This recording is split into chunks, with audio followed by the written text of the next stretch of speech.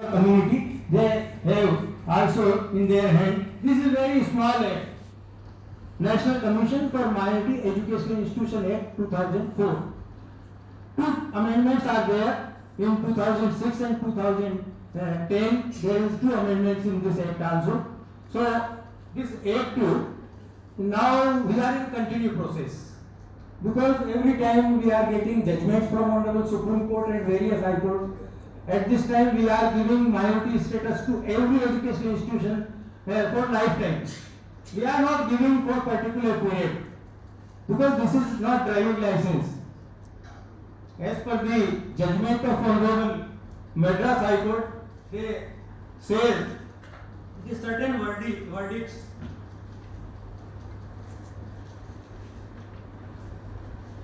it has been held in by the Madras High Court in TKVTSS Medical Education and Charitable Trust versus State of Tamil Nadu in AIR 2002 Madras 42 that a minority status cannot be conferred on a minority educational institution for particular period to be renewed periodically like a driving license.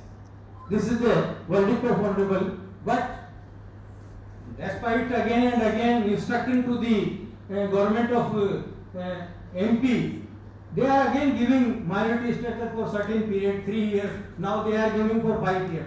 No, it is wrong. We are again and again says you can also meet to the, because every state has their competent officer. As per our act, in our act section 2 says that every state has a competent officer, state competent officer, only one officer. He will give you minority status as well as NOC. There is a provision in section 10 of this act, NOC. If do you want to take minority status from our commission, national commission, you have to give a application, simple application to the state competent authority for giving no objection certificate. Because Honorable Supreme Court has held in Sister of Cluny versus West Bengal judgment, it is 2018 judgment, that there are 3 schedules in constitution. First is state schedule, second is central government schedule, and third is concurrent. जैसे वो सूची, राज्य की सूची, केंद्र की सूची, समवर्ती सूची. राज्य की सूची वो सब्जेक्ट जिनमें राज्यों को अधिकार दिए गए हैं. जो एजुकेशन है ये स्टेट का सब्जेक्ट है, पर हायर एजुकेशन सेंट्रल गवर्नमेंट का सब्जेक्ट है, टेक्निकल एजुकेशन सेंट्रल गवर्नमेंट का सब्जेक्ट है. Now by the education policy 2020, central government wants to capture this right in their hand because education is very important subject. So at this time both have power to enact the law on education subject, but there are many laws for you. And again government is enacting, just like right to free and compulsory education act. We have gone before the authorities of central government why you have stopped the pre-matric scholarship. Then the higher authorities of central government says that why you are raising this type of question before the government when the government has enacted right to free and compulsory education act 2009, and there is a provision that up to 14 years of age government is giving free and compulsory education to all the children of our country. So why we will give scholarship to the children? Then we have said that right to free and compulsory education act is not applicable to minority educational institutions. So give this benefit to the poor students of our community, 6 communities. But till now there is no result because our commission comes under the Ministry of Education, because this is National Commission for Minority Educational Institutions. So our commission comes under the Education Ministry. Mr. Dharmendra Pradhan ji, our Education Minister, Mr. R.R. Ranjan Singh from Tripura is MOS, and another commission, National Commission for Minorities. So other than the subject of education, all the matters comes before that commission. headed by the Iqbal Singh Ji Lalpura. So any difficulty you are facing for education purpose, you can come in this commission, which is headed by me. There is a provision in this act that retired High Court judge is the chairman, and we at this time we are having 3 members, but at this time only 2 are working. 1 is vacant. 1 member is from Sikh community, that is Dr. Jaspal Singh. Earlier he was Vice Chancellor of a Khalsa University and also a principal of Khalsa University, and earlier he was ambassador of South Africa also. So Dr. Jaspal Singh is member in our commission, and another person, Dr. Shahid Akhtar, is the member in our commission. He is from Jharkhand. Earlier when the Raghuvar Das ji government is there, he was the chairman of Jharkhand Minority Commission, and then he joined in Jamia Millia Islamia as a professor, and he is a very nice person. He is member in our commission. We have both the rights, appellate as well as original jurisdiction. Original means we can give minority status too. If the state government denied to give minority status or NOC, then you can appeal before us under section 12A and 12B. If you want to directly approach our commission for taking minority status, then you have to file first a no objection application before the state competent authority.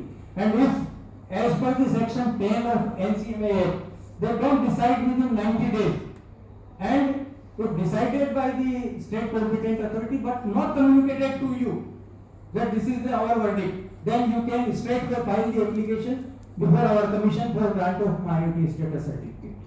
This is the provision. So avail this facility, and if you have any deprivation of against the minority rights given by the constitution, then you can approach this commission. Against deprivation, किसी भी प्रकार के आपके वैधानिक अधिकार का खंडन, अड़चन कोई भी गवर्नमेंट का अधिकारी डालता है, गवर्नमेंट डालती है, तो आप डायरेक्ट हमारे कमीशन को अप्रोच कर सकते हैं. हमारे कमीशन के द्वारा दिए गए किसी भी निर्णय या ऑर्डर को किसी भी अदालत के अंदर भारत वर्ष में चैलेंज नहीं किया जा सकता, except the provision of 226 given by the constitution to the high court and supreme court. 226 की जो रिट याचिका लगती है, उसे कॉन्स्टिट्यूशन के हिसाब से कोई कर्टेल नहीं कर सकता.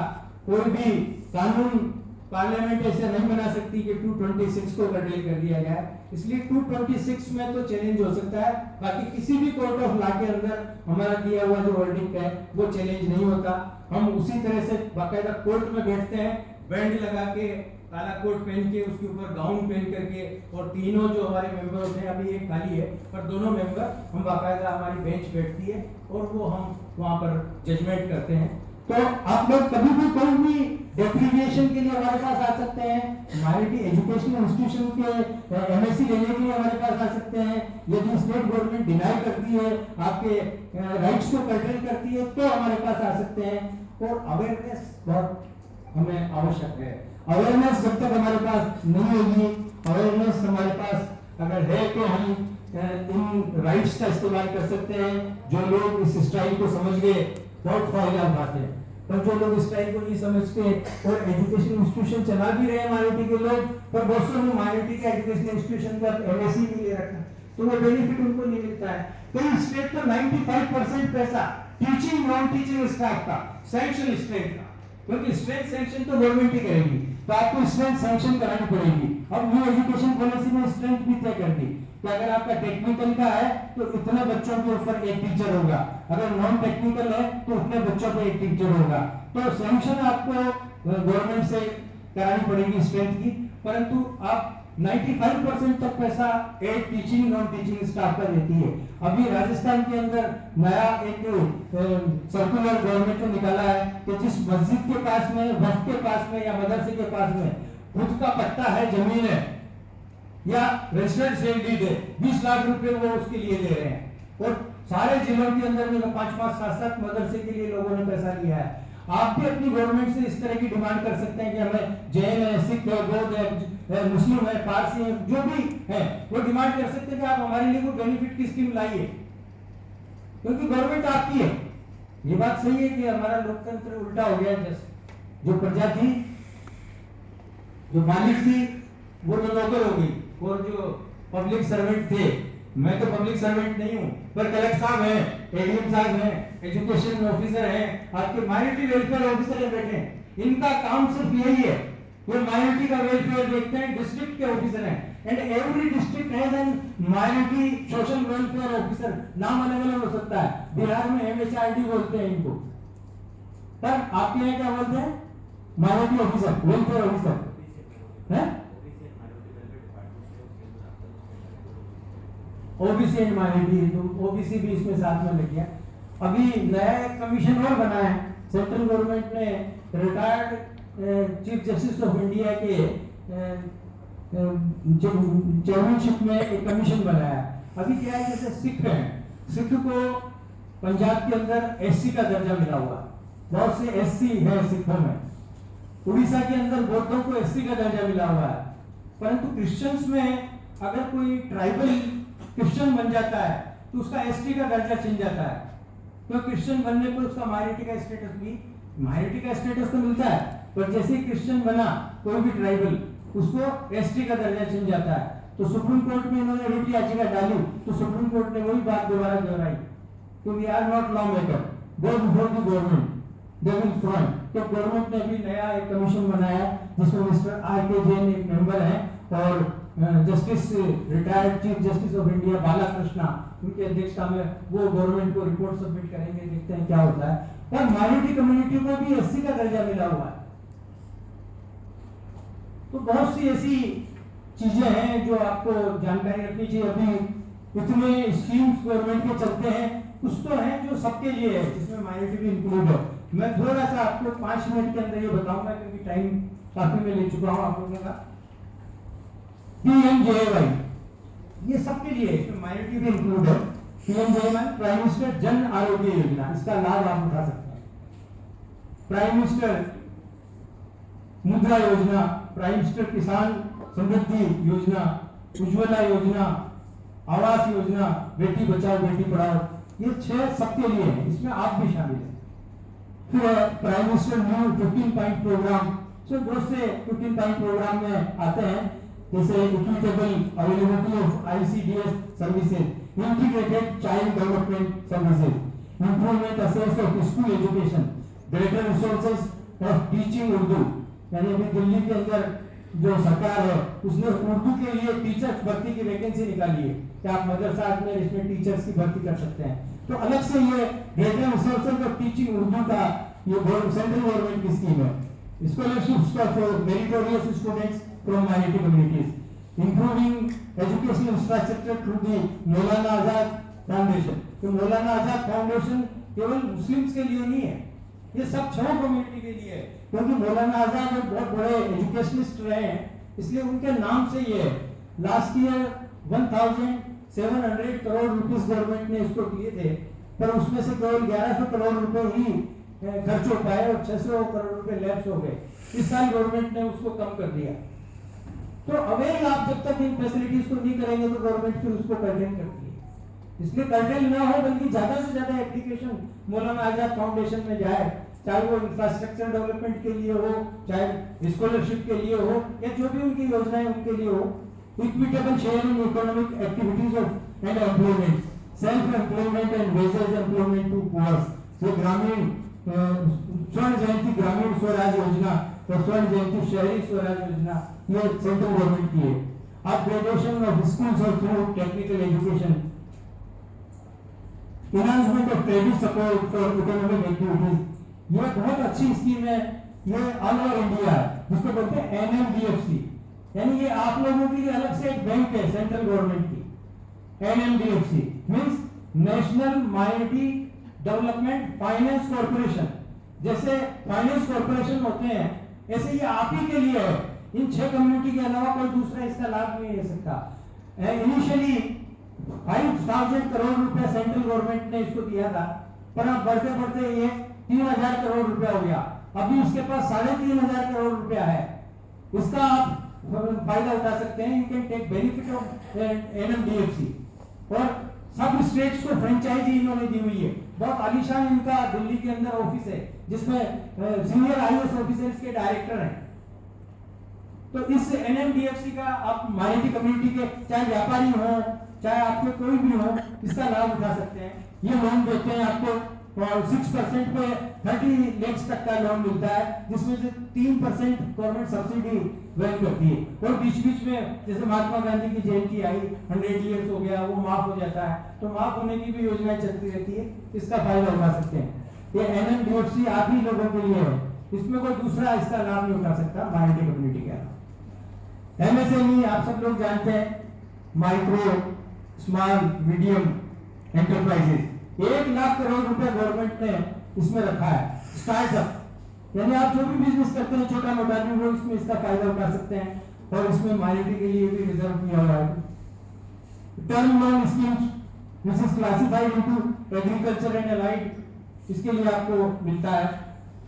Technical trades, small business, artisans, traditions, occupations, transport, service sector, इन सब के लिए आपको पैसा मिलता है।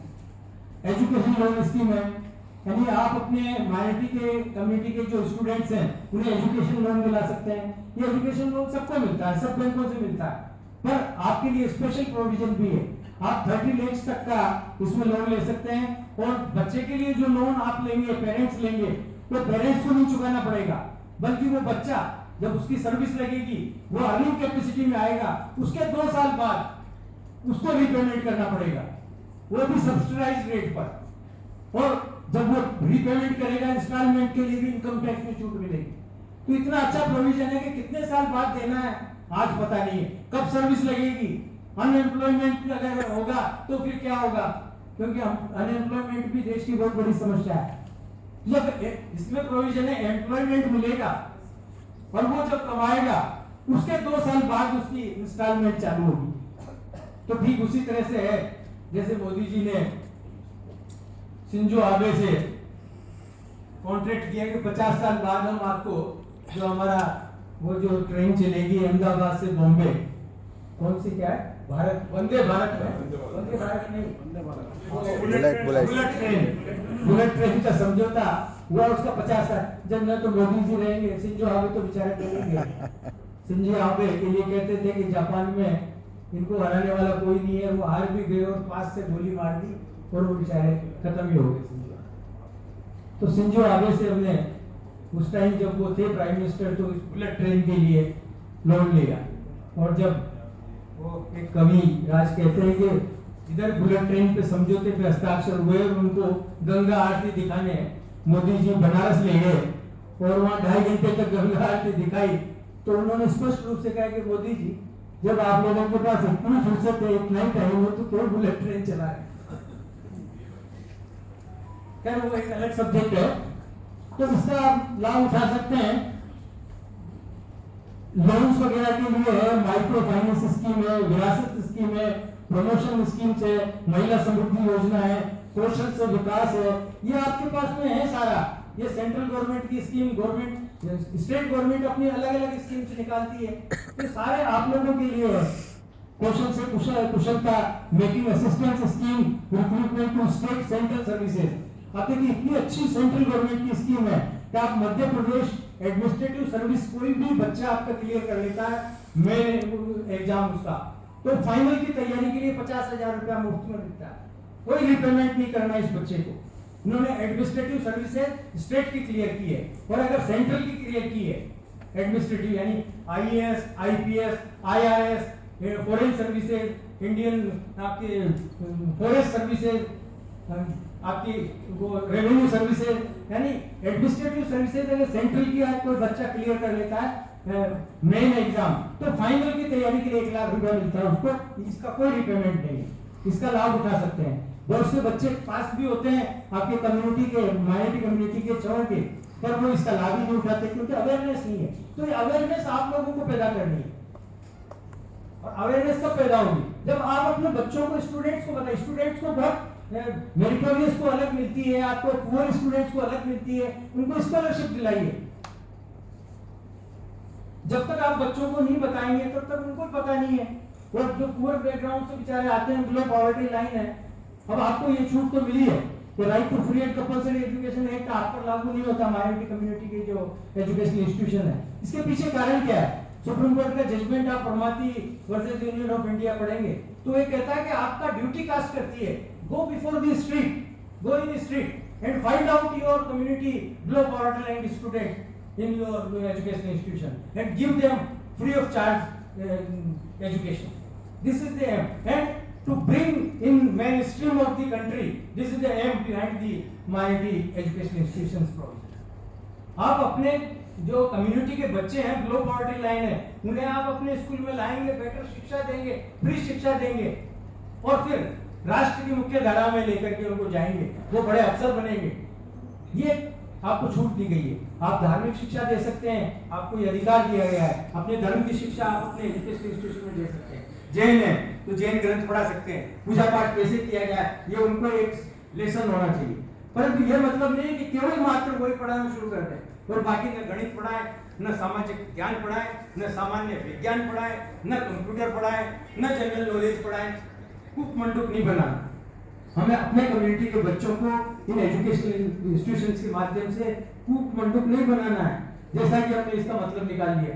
हम कई मदरसों में जाते हैं, कहते हैं साहब हमारा अधिकार है। भाई अधिकार है, आप एजुकेशन दे सकते हैं, अपने धर्म की भी दे सकते हैं, कुरान पढ़ा सकते हैं आप, कोई इसमें दो राय नहीं, आपका अधिकार है। आप उर्दू भी पढ़ा सकते हैं, परंतु साथ में और भी पढ़ाइए। परंतु उनके पास में टीचर ही नहीं, वो एक टीचर है जो घर का मुखिया है, उसने अपना रजिस्टर खोल रखा है। हम तो कई जगह गए हैं, कई जगह तो उन्होंने एक ही मदरसे में 4-4 जगह नाम लिखे हुए एक बच्चे के, और मुर्गे मुर्गी बकरे बकरियों के नाम लिख रखे हैं। वो बोलते हैं बच्चे, ये होता था मुर्गे का नाम था तो बकरे का नाम था, और ईद पे हम तो इसको तो निपटा चुके। तो ऐसा भी नहीं हो कि हम, क्योंकि मिसयूज को गवर्नमेंट का बहुत बड़ा ध्यान है। आप यूपी में जाके देखिए 50% मदरसे बंद हो गए। आप आसाम के अंदर जाके देखिए, उन्होंने बुलडोजर चला दिए मदरसों पे, क्या कहते हैं आतंकवादी पैदा करते हैं, या आज मुस्लिमों पे आया है आके, तब दूसरी कम्युनिटी पे भी आ सकता है। अब माइनॉरिटी कम्युनिटी को एक होने की जरूरत है। अभी जैन समाज के लोग यहाँ पर बैठे हैं, कभी गिरनार जी की बात चलती है, कभी सम्मेश शिखर जी की बात चलती है। थोड़े दिन पहले आप सब लोगों ने देखा होगा ये जुलूस निकाल के सड़कों पर थे ऑल ओवर इंडिया। क्यों? अभी एक एक्स एमपी ने स्टेटमेंट दिया कि जैसे बावरी मस्जिद गिराई है, ऐसे सम्मेश शिखर जी पे हम जितने भी जैन कम्युनिटी के मंदिर हैं उनको गिराएंगे। तो इन अटैक्स के लिए भी आप लोगों को अब संगठित होना पड़ेगा। तो इम्प्रूवमेंट ऑफ लिविंग कंडीशन की मैंने बताई आपको, equitable sharing, rural housing scheme, improvement condition in slum inhabited minority community, improvement of prevention of communal riots. यानी किसी भी माइनॉरिटी कम्युनिटी के ऊपर कम्युनल अटैक होता है, चाहे वो जैन हो, सिख हो, बौद्ध, पारसी हो, क्रिश्चियन हो, कोई भी हो, अगर किसी भी प्रकार का कम्युनल राइट होता है तो उसे प्रिवेंशन की जिम्मेदारी गवर्नमेंट की है, central government as well as state government. वो प्रिवेंट, आप लोगों को बुलाएंगे शांति व्यवस्था स्थापित करने के लिए, आप लोगों से मीटिंग करेंगे, कैसे हो सकता है, ये उनकी ड्यूटी कास्ट होती है। प्रोसिक्यूशन ऑफ क्रिमिनल केसेस, अगर मान लो अनफॉर्चुनेटली ऐसी कोई घटना हो जाती है तो उसके प्रोसिक्यूशन की जिम्मेदारी गवर्नमेंट की है। गवर्नमेंट उसके लिए वकील अपॉइंट करेगी, उन लोगों को सजा दिलाने की काम करेगी जिन्होंने कम्युनल राइट्स किया है, आपकी प्रॉपर्टी को नुकसान पहुंचाया है। रिहेबिलिटेशन ऑफ विक्टिम्स, यानी कोई बस्ती जला दी तो रिहेबिलिटेशन उनकी जिम्मेदारी है। गवर्नमेंट आपको दूसरी जगह मकान देगी रहने के लिए, आपका अगर दुकान जला दी, कोई आपका बिजनेस सेंटर जला दिया, नुकसान पहुंचा दिया, तो गवर्नमेंट की जिम्मेदारी है कि आपको कंपनसेट करे। ये प्रोविजंस है जो सेंट्रल गवर्नमेंट ने स्कीम्स बनाई हुई है, स्कॉलरशिप स्कीम्स है। बेटा हजरत महल स्कॉलरशिप योजना है, कोई लाभ ही नहीं लेता इसका। बेटा हजरत महल एक नाम है जो सब कम्युनिटी के लिए, सब इसका लाभ ले सकते हैं। National means cum merit scholarship अभी चालू है, आईडी में पहले 18 में बंद हो गई, फिर 20 में चालू हुई, फिर कोरोना आ गया, फिर चालू होती है, बंद होती है, फ्लेक्सिबल है। IDMI scheme for infrastructure development, private aided unaided school, elementary, secondary, senior secondary schools, फिर अलग अलग चीज के लिए आप कहेंगे कि साहब हमें यूनिवर्सिटी बनानी है और आप हमें जमीन दे दो, तो गवर्नमेंट के पास कहाँ जमीन है? गवर्नमेंट हाथ खड़े कर देगी हमारे पास जमीन नहीं है, आप अपना इंतजाम खुद करो। गवर्नमेंट क्या करती है? किसी को पेट्रोल पंप भी खोलना है तो आप पहले तो किसी किसान से जमीन परचेज करें और फिर कलेक्टर साहब को सरेंडर करते हैं, फिर कलेक्टर साहब 99 ईयर्स का आपको पेट्रोल पंप खोलने के लिए पट्टा जारी करेंगे। ऐसे ही यूनिवर्सिटी खोलने के लिए पट्टा जारी होगा, आपको स्कूल कॉलेज खोलने के लिए पट्टा जारी होगा 99 ईयर का। ये गवर्नमेंट के अपना तरीका है। पर अगर आप में ताकत है, पॉलिटिकली विल है, तो आप ले भी सकते हैं। और आपके तो एमपी का उदाहरण मौजूद है। एमपी के जबलपुर में उस जगह जहां सबको गवर्नमेंट ने जमीन देने से इनकार कर दिया, तिलवरा घाट जो नर्मदा बेसिन पर है, वहां पर जैन समाज को एक बड़ी सारी जमीन दी है और पूर्णायु करके एक आयुर्वेद विश्वविद्यालय की स्थापना वहां जबलपुर में हो गई। 100 का इंटेक पहली बार में उनको वहां पर मिला।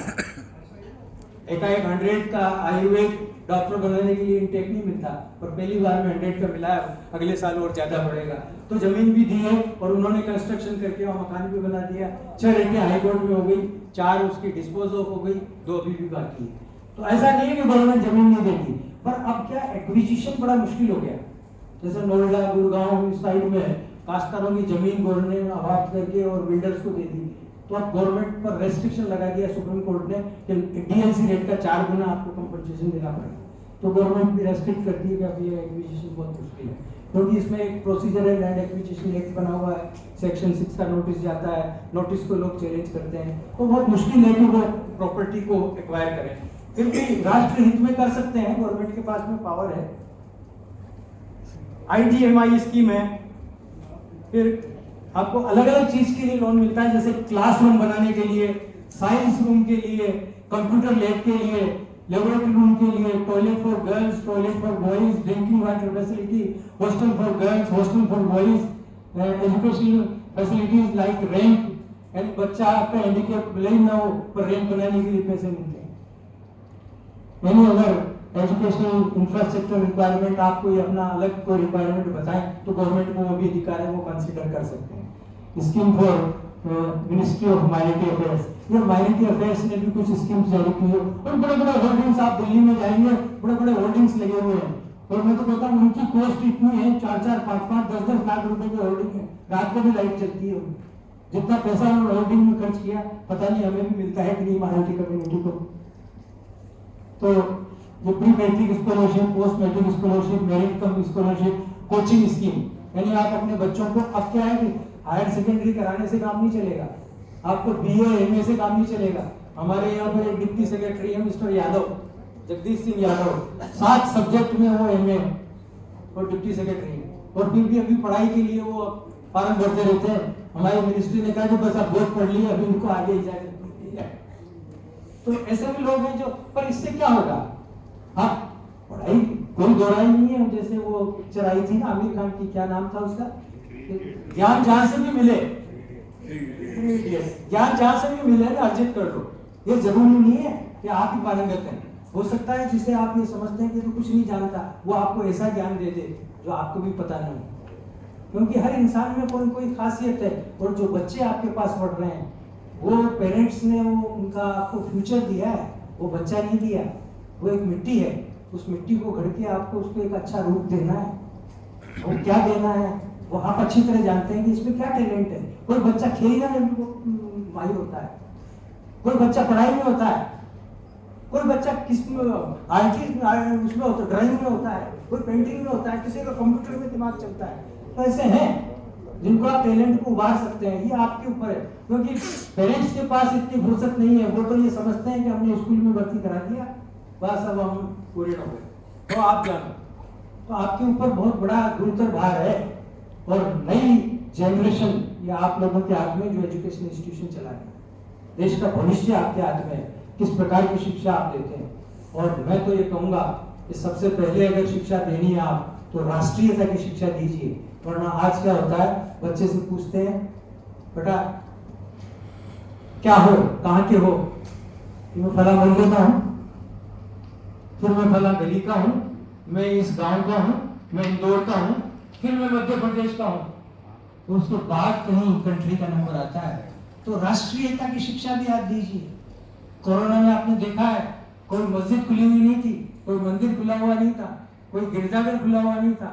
अगर खुला हुआ था तो हॉस्पिटल था, या वो सेवक थे जो सामाजिक कार्यक्रमों के माध्यम से जनता की सेवा कर रहे थे, चाहे वो ब्लड कैंप के माध्यम से हो, चाहे वो किसी भी सिलेंडर देने के माध्यम से हो, खाना खिलाने के माध्यम से हो। और मैंने दिल्ली में देखा है जितनी सेवा सिख धर्म के लोगों ने की है और किसी धर्म के लोगों ने इतनी सेवा नहीं की।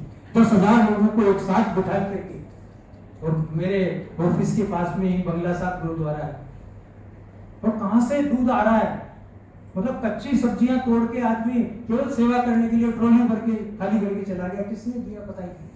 अभी नया गुरु हरकिशन जो गुरुद्वारा है उसमें 101 बेडेड फुल्ली फर्निश्ड, अब एक उसका बेड मेरे ख्याल से लाखों रुपए का है, और जितनी वर्ल्ड के अंदर इंफ्रास्ट्रक्चर फैसिलिटी हो सकती है वो डायलिसिस सेंटर उन्होंने बनाया है। 101 लोग, और कोई काउंटर नहीं है, कोई भी कम्युनिटी का आदमी वहां जा सकता है, अपना डायलिसिस कराए फ्री ऑफ चार्ज और वापस आ जाए। तो इतनी बड़ी सेवा, ये सेवा की एक बहुत बड़ी वो है, क्योंकि मानवता का पहला कर्तव्य, इंसान ने हमें पूर्ण मानव बनाया है। बहुत से लोगों के 2 आंखें नहीं है, एक ही आंख है, बहुत सौ के एक हाथ है, बहुत सौ के एक टांग है, बहुत सौ के दोनों ही नहीं, बहुत सौ के दोनों हाथ नहीं है। हमें ऊपर वाले का शुक्रगुजार होना चाहिए कि हमें पूर्ण मानव बनाया है। हम ईश्वर के प्रति भी जिम्मेदार हैं। गवर्नमेंट 2 तरह के टैक्स होते हैं, एक तो जबरी टैक्स जो गवर्नमेंट लेती है, चाहे वो जीएसटी हो, चाहे वो इनकम टैक्स हो, चाहे वो और कोई सा भी टैक्स हो, और एक ईश्वर का। तो ईश्वर को भी कुछ देना है। ईश्वर वो कहते हैं ना, आप कहीं विदेश में जाएंगे तो आपके ये रुपया चलेगा क्या? आप अमेरिका जाएंगे रुपया चला सकते हैं वहां बाजार में? आप दुबई जाइए घूमने, आपका रुपया चलेगा वहां? आप मलेशिया जाइए, सिंगापुर जाइए, किसी भी देश में जाइए, आपका रुपया चलेगा वहां? आपको चेंज कराना पड़ेगा ना।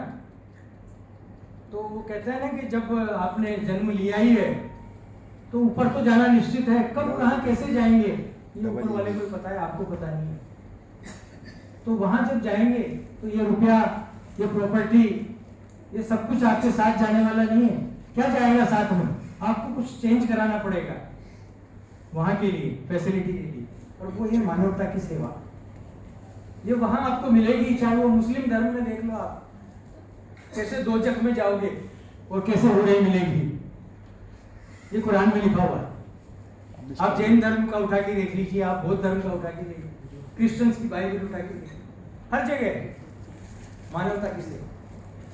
तो ये मानवता की सेवा है जो एजुकेशन इंस्टीट्यूशन के माध्यम से आप दे रहे हैं। बहुत सारी स्कीम्स हैं, अब मैं इनको और गिनाऊंगा तो मेरे ख्याल से बहुत टाइम खर्च होगा, परंतु ये जो स्कीम्स हैं इनका लाभ आप उठा सकते हैं। ये शादी शगुन, बहुत से जो गवर्नमेंट है ये माइनॉरिटी कम्युनिटी की बच्चियों की शादी के लिए शादी शगुन देती है 51,000 रुपया। तो इस तरह के आप डिमांड कर सकते हैं अपनी स्टेट गवर्नमेंट से कि साहब हमारे लिए कोई स्कीम ऐसी लाइए आप। जब भी आपके जो लीडर्स हैं यहाँ पर आते हैं, सारे कम्युनिटी के मिलके जो क्रीम है वो मिलकर के उनसे डिमांड करें कि साहब फलां स्टेट में ये स्कीम है, आप हमारे लिए भी लाइए। तो इस तरह की ये सीखो कमाओ योजना है। उस्ताद योजना, उस्ताद योजना इतनी बढ़िया योजना है कि प्रगति मैदान आप दिल्ली में जाइए और वो पहले का प्रगति मैदान नहीं रहा, हजारों करोड़ रुपए खर्च करके और वैसा आलीशान प्रगति मैदान बन गया है, एयर कंडीशन, आपको बड़े बड़े हॉल वहाँ और डेरे तंबू लगा के वहाँ पर आपको स्टाइल नहीं मिलेगी। अब उनमें हॉल्स में स्टाइल में लाइट चमकती है। आपका कोई आप जो आपके पास छोटा सा भी हुनर है आप वहां जाकर के प्रदर्शित करते हैं। कोई टैक्स नहीं वहां नहीं है, कोई जीएसटी नहीं है, कोई इनकम टैक्स नहीं है।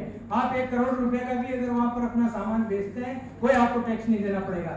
लाइट फ्री है, नल बिजली फ्री है, खाना भी वहाँ बीच बीच में जो लोग आते हैं वो फ्री सर्व करते हैं। तो उस्ताद योजना में जो प्रदर्शनियां लगती है, स्टेट में भी लगती है, सेंट्रल में भी लगती है, प्रगति मैदान में भी लगती है, हुनर हाट में भी लगती है, इनमें आप अपना जो टैलेंट है उसको प्रदर्शित कर सकते हैं। नई मंजिल है, ये स्किल डेवलपमेंट फॉर यूथ्स के लिए है। नई रोशनी ये केवल महिलाओं के लिए जो माइनॉरिटी कम्युनिटी की है। तो ऐसी बहुत सी योजना है जिनका आप लाभ उठा सकते हो। एक अभी लेटेस्ट सेंट्रल गवर्नमेंट और ऑनरेबल पीएम ने नई स्कीम लॉन्च की है स्कूल फॉर राइजिंग इंडिया। इसमें 14,500 स्कूल्स को ये एडॉप्ट करेगी गवर्नमेंट ऑफ इंडिया। 14,500 स्कूल, इसका नाम दिया है स्कूल फॉर राइजिंग इंडिया। तो इसमें आप अपने एजुकेशनल इंस्टीट्यूशन को शामिल कर सकते हैं कि साहब हमारे स्कूल को शामिल करिए, हमारे पास ये इंफ्रास्ट्रक्चर है और हम इस तरह की फैसिलिटी रखते हैं। Rising India, school for rising India में आप हमें लीजिए। ये 14,500 स्कूल्स को गवर्नमेंट ऑफ इंडिया सहायता देगी। क्या करेगी? पर राइजिंग इंडिया के नाम से अभी ये स्कीम लॉन्च की है। तो ऐसी बहुत सी स्कीमें हैं जिनका आप लाभ उठा सकते हो। I have taken much time all of you. I am highly obliged that you have given your valuable time to come here in this meeting. Thanks a lot to all of you.